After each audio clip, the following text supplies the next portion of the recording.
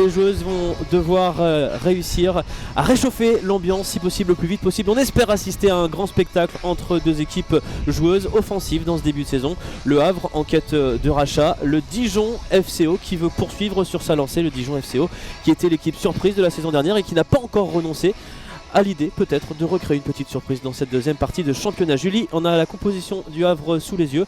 Très peu de surprises, absence d'Elisabeth C, c'est peut-être le seul changement du côté de Maxime Di Liberto, c'est Romane Anguard, la polyvalente, qui va délaisser le milieu de terrain et retrouver une place en défense centrale. On guettera tout à l'heure quelle équipe va donner le coup d'envoi, j'ai pas eu le temps de suivre, en tout cas on va regarder maintenant la composition concoctée par Pierre-Alain Picard du côté du DFCO, un 4-1, un 4-1.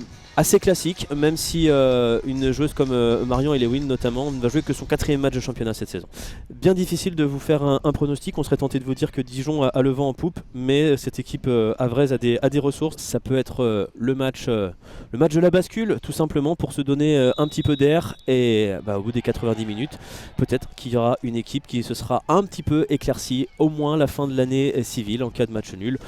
Les deux formations continueraient tout simplement à avancer, c'est une logique purement mathématique. En tout cas, on espère dans un contexte moins pesant que quand la menace de la zone rouge est juste derrière vous. On espère vraiment voir deux équipes se lâcher, nous proposer un magnifique spectacle. Et voilà, Zoé Stievnaert en action, peut-être Zoé Stievnaert face à Marion Elewin. Le centre de Zoé Stievnaert au deuxième poteau. On a failli se tromper là entre Noémie Carrage et Katrina Talaslati, l'ancienne gardienne du Temple havrais. Zoé Stievnaert qui se bat, qui tacle le ballon qui reste dans les pieds des Normandes avec une possibilité de centre au deuxième poteau. Il y avait Christy Gavory, mais il y a surtout sur sa route une Dijonnaise. Là, c'est Irine Fontaine qui tente de relancer, mais les Havraises qui ont récupéré rapidement. Ouais, elle a senti Christy Gavory à sa gauche, Madeleine Roth. Et à nouveau un centre qui ne va pas réussir à faire mouche. Mais la reprise de volée derrière de Melinda Mendy, le bon geste un petit peu écrasé. Et les Dijonnaises là qui peinent à avancer. Il va peut-être falloir proposer un appel. Et on a mis sur orbite Myriam Terchoun bien malgré soi du côté des Havraises. Et la Suissesse là qui peut partir dans une fulgurance de dribble. La frappe de Myriam Terchoun, c'était bien pensé d'enchaîner, malheureusement l'exécution ne suit pas. Oui, avec encore un petit peu en arrière, mais c'est bien la prise d'initiative. Si on communique pareil du côté du DFCO, ça va être compliqué. Christy Gavory à nouveau vers l'avant, c'est bien fait. Les contrôles sont bons du côté des Havraises. La frappe derrière de Zoé Stievnaert, c'est pas cadré malheureusement, mais les intentions sont bonnes et surtout les joueuses réussissent rapidement à se mettre dans le sens du but. Ça c'est aussi important évidemment. Toujours est-il que c'est en défense qu'il faut se montrer solide, notamment sur cette situation. La sortie peut-être de Laetitia Philippe du point, elle a failli remettre une Dijonnaise en jeu. Irine Fontaine, c'est elle peut-être qu'on aurait pu attendre dans cette position-là. Mais les Dijonnaises sont toujours aussi habiles pour faire circuler le ballon. Et là sur ce centre, ça peut être très dangereux justement pour Fontaine.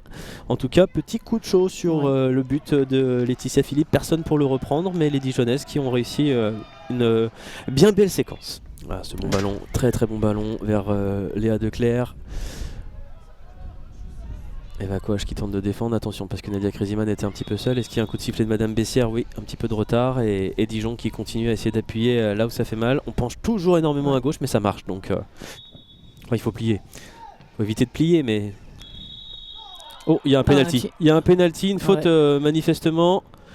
Ouais, ça c'est... il y a quelque chose. Oui, il y a quelque tirage chose. de maillot, oui. Puis, sur Myriam Terchoun. Alors, j'ai pas les chiffres en tête, mais il y a quand même pas mal de pénaltys qui sont accordés aux adversaires du Havre. Et Léa Declercq qui profite de cette situation pour mettre le DFCO devant au nombre d'occasions. C'était pas forcément attendu, mais par contre, au niveau de la domination et de la tendance dans ce match, c'est pas illogique de voir les joueuses du DFCO prendre l'avantage. 1-0 pour les visiteuses. Il va falloir se remettre dedans pour les Havraises et Madeleine Roth, la fautive sur ce penalty. Et paradoxalement, elles n'ont pourtant pas tiré au but et énormément pour l'instant. 5 tirs, dont un penalty. Et le ballon qui prenait la direction du but sur cette frappe de Myriam Terchoun. Frappe cadrée, puissante. Katrina Talaslati pour certainement le dernier dégagement d'une première période. Davantage rouge que ciel et marine. Ça se traduit au score et ça se traduit sur l'impression qu'on a eue sur le terrain. 1-0 pour Dijon et c'est loin d'être immérité pour les joueuses de Pierre-Alain Picard qui sont devant grâce à un pénalty de l'EA de Clerc. Elles n'ont pas eu pléthore d'occasions, mais dans le jeu, elles sont un cran au-dessus de leur adversaire pour l'instant. Compliqué à jouer pour Melinda Mendy, Chancel Faifa qui va mettre la pression et qui va forcer sur ce coup-là Noémie Carrage à rendre le ballon. C'est pas dans ses habitudes. Le centre de Christy Gavory, il est plutôt bien travaillé. Il y a du monde au deuxième poteau. Il y a justement Jade Nassi, un peu courte sur ce coup-là. Oui, c'est dur avec le rebond juste devant.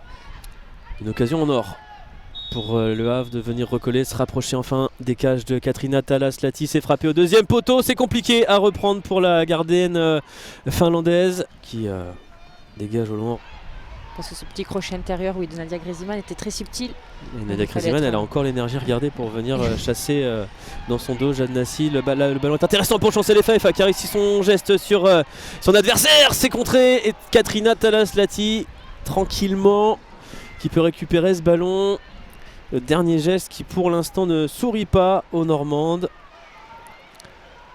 Ça peut peut-être revenir dans la surface de réparation. Ça va être contrôlé. L'enchaînement derrière de Madeleine Roth qui avait tout fait. Il lui manquait plus qu'à conclure à bout portant. Et l'attaque dijonnaise qui se dessine.